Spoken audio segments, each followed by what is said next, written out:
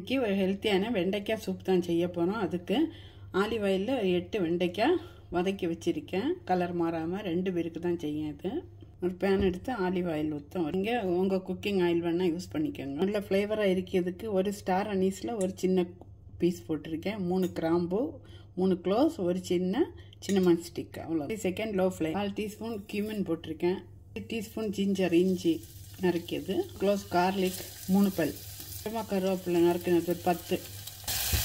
1/4 cup வெங்காயம், பாதி தக்காளி, கொஞ்சமாக உப்பு, 500 ml வாட்டர் ஊற்றும்.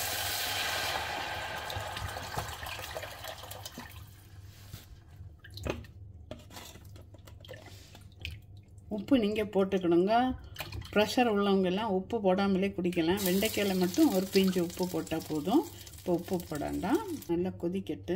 நாக்கு படத்தில் வீக்காக இருக்க பிள்ளைகளுக்கு, முட்டு வலி உள்ளவங்களுக்கும் இது ரொம்ப பர்ஃபெக்டான ஒரு சூப்பு. நீங்கள் செய்து கொடுங்க. நான் வெஜிடேரியனுக்கு இது, வெஜிடேரியனுக்கு நான் வெஜிடேரியனுக்கு 2 பேருக்கும் ஏற்ற பக்காவான ஒரு சூப்பு. வெஜிடேரியனுக்கு ரொம்ப சக்தியான ஒரு சூப்பு இது. நார் சத்து இருக்கு, சுண்ணாம்பு சத்து இருக்குது, இரும்பு சத்து இருக்குது, எல்லாமே இருக்குது நிறைய. அந்த கொழப்பு தன்மை உள்ளதுனால முட்டுக்கு, நம்ம முட்டில் உள்ள ஜாயிண்ட்டுக்கு ரொம்ப உதவியாக இருக்கும். அதனால் வயசானவங்களுக்கு இதை செய்து கொடுங்க அடிக்கடி. இப்போ அவருக்கு ரொம்ப பெஸ்ட்டான ஒரு ரெசிபி வெண்டைக்காய். ஒரு டிப்பு கூட, எல்லார் வீட்லேயும் தக்காளி அடிக்கடி கொஞ்சம் தட்டுப்பாடு வந்துடும். அந்த மாதிரி இருக்கும்போது கொஞ்சம் விலை கம்மியாக இருக்கும்போது வாங்கி சின்ன ஸ்லைஸ் பண்ணி இதை மாதிரி ஃப்ரீசரில் ஒரு சிப்லாக் பேக்கில் போட்டு இது மாதிரி ஒரு பேக்கில் போட்டு வைங்க. மாதிரி கிடைக்கும். நம்ம எடுத்து நம்ம தேவைக்கு எடுத்துக்கிடலாம். கடைக்கு உடனே ஓடாண்டாம். பாருங்கள்,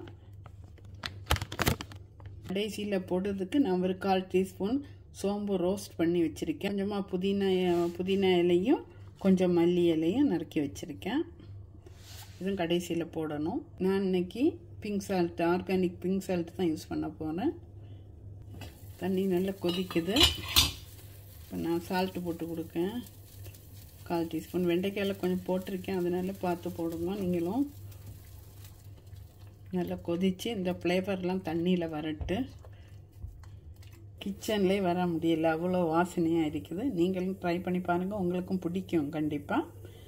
நல்ல ஹெல்த்தியான சூப்பு தான். பிள்ளைகளும் வெக்கேஷனில் நிற்கிறாங்க, 11 மணி போல் இந்த மாதிரி சூப் செஞ்சு கொடுங்க. எந்த ஆலிவ் ஆயில் வாங்கினாலும் நீங்கள் இருட்டான பிளேஸில் வைங்க. டார்க்கான பிளேஸில் அதோட ஒரிஜினல் தன்மை குறைஞ்சி போயிடும். அதனால் அதை இருட்டில் வைக்கிறது தான் ரொம்ப நல்லது. யூஸ் பண்ணும்போது மட்டும் வெளிச்சத்தில் எடுங்க. லைட் வெளிச்சம் கூட அவ்வளோ கொடுக்க வேண்டாம். நான் ஒரு 4 நிமிஷம் கொதிக்க விட்டுருக்கேன். அப்புறம் இந்த வெண்டைக்காவை போட போகிறேன். நம்ம வதக்கி வச்ச வெண்டைக்காவை போட்டாச்சு. மிக்ஸ் பண்ணிவிடுவோம். மிதமான தீயில கொதிக்கட்டு. நம்ம எந்த ஒரு ப்ரிசர்வேட்டிவும் எதுவுமே சேர்க்கல. பாருங்க,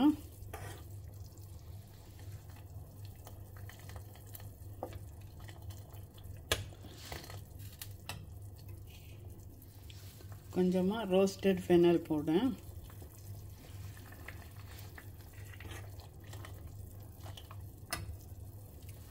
அப்புறம் நறுக்கி வச்சிருக்கேன் மல்லி, புதினா ஒரு 4 இலை போட்டால் போதும். மல்லி ஒரு 2 டேபிள் ஸ்பூன் மாதிரி மல்லி இலை போடுங்க. கொரியாண்டர் லீவ்ஸு கொஞ்சமாக, புதினா இலை ஒரு 4 to 5 மின்ட் லீவ்ஸ் போடுங்க. அவ்வளோதான்.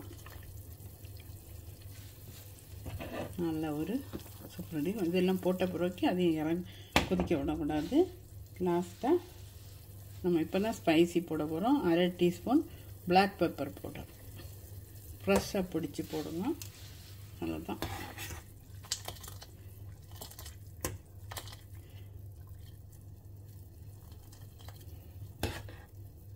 எல்லாமே அதில் இருக்குது, எல்லா சத்தும் இருக்குது. ட்ரை பண்ணி பார்த்து ஷேர் பண்ணுங்கள். Have a good day to all. மறக்காமல் சப்ஸ்கிரைப் பண்ணி சப்போர்ட் பண்ணுங்கள்.